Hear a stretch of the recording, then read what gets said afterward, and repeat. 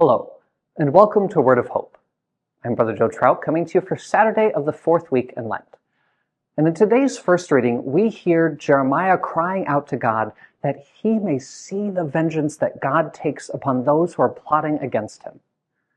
Now, in our world, we tend to hear vengeance and give it a pretty negative connotation. We think it means revenge, that a person desires something evil. But in fact, in Catholic belief, vengeance is a part of our life.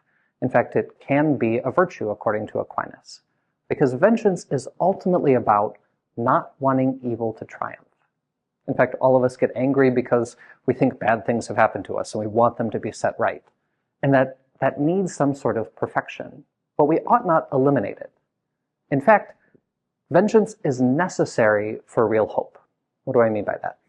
If you truly believe that God is good, and that good is more powerful than evil, that God's plan for goodness will win out in the end, you have to believe that God will correct wrongdoers.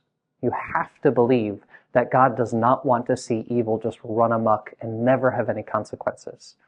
Jesus makes many references to this. Whatever you did not do for one of these least ones, you did not do for me. Right? That there is a resurrection to life and a resurrection to death. That in fact, we hope for the victory of the good. And if we don't have that hope, then we think we're just living in a world where there's forces of good and bad, and we're victims of fate, and there's nothing really to hope for. So the desire that evil be corrected, addressed, that's a part of a belief in a good and loving God. If, for example, you look at the atrocities going on in Haiti right now, that just this week, 2 sisters were gunned down by gang members who are just destroying this island and making it a horrifically failed state. The incredible violence going on there that is seemingly indiscriminate.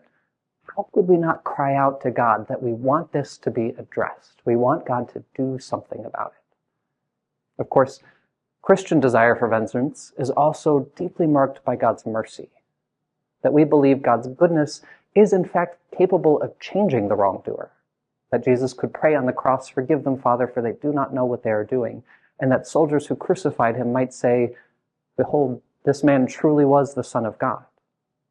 That we hope that God in his justice and vengeance and mercy can in fact triumph over evil in ways that we can't imagine to make all things good.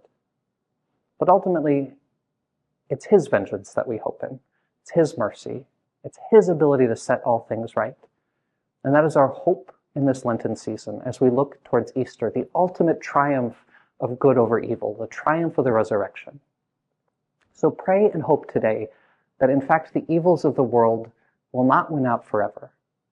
Trust in a God who will address things, who will give liberty to the oppressed, who will in fact bring goodness in the end. Have a wonderful day, and God bless.